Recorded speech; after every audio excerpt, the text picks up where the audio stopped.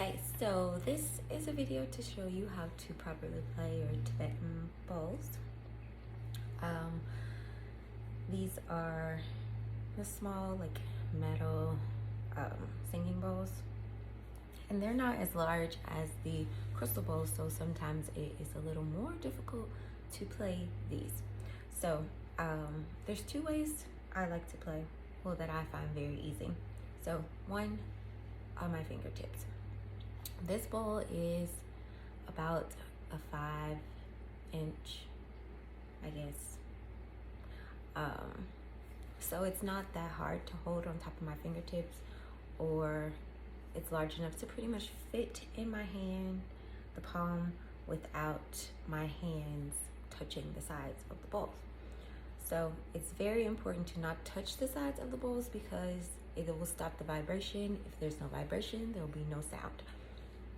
So I like to hold it on the tip of my fingers. As you see, I'm not touching the sides of the bowl, just the bottom.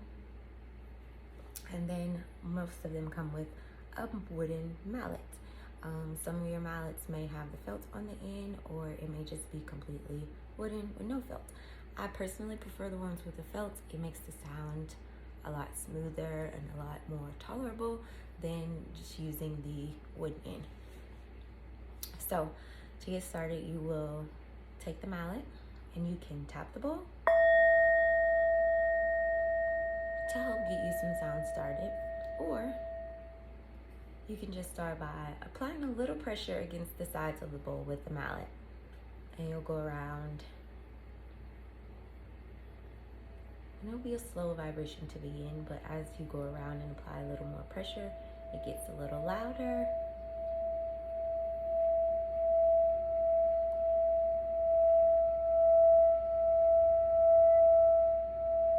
And then you have the beautiful sound.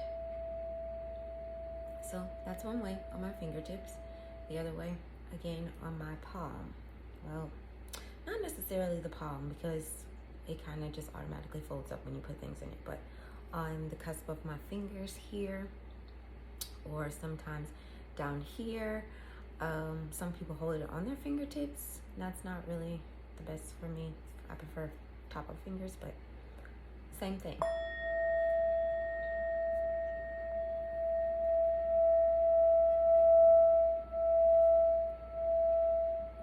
Again, this bowl isn't so small, so it's not hard to play, but again, an example of a smaller bowl, which I haven't played this one in a long time, so it's really hard, but this was my very first bowl, my little baby, that got me started. And this is like a 3.5 inch, so as you see, it's very small compared to my hand. So trying to play this bowl also differs because it is actually flat on the bottom already, unlike the other ones which are rounded, or so they need to sit on the little cushions to sit properly. This one can just sit on the floor, as you see. Well, you can't see. Sit on the floor with nothing, and it's fine. But okay, playing it on your fingertips, very hard. You may not even be able to get it to sound for me today. So first, we'll start with a little tap, and then I'll use the tap to help get my sound started with the mallet, so it's not so hard. But you hear how the sound just like went away because I can't keep it balanced.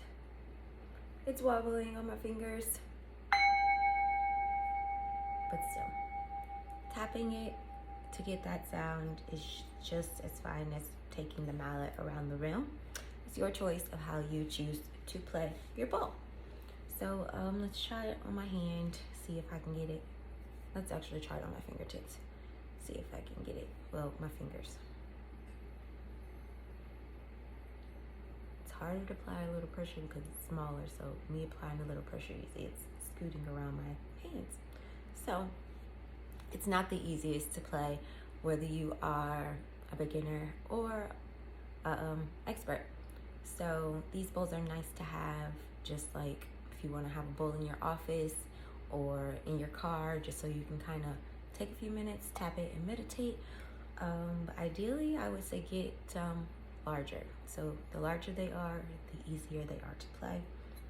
The difference is the larger they are, the deeper the sounds are as well. So as you notice, this one is really light and airy. This one's larger, has a deeper tone.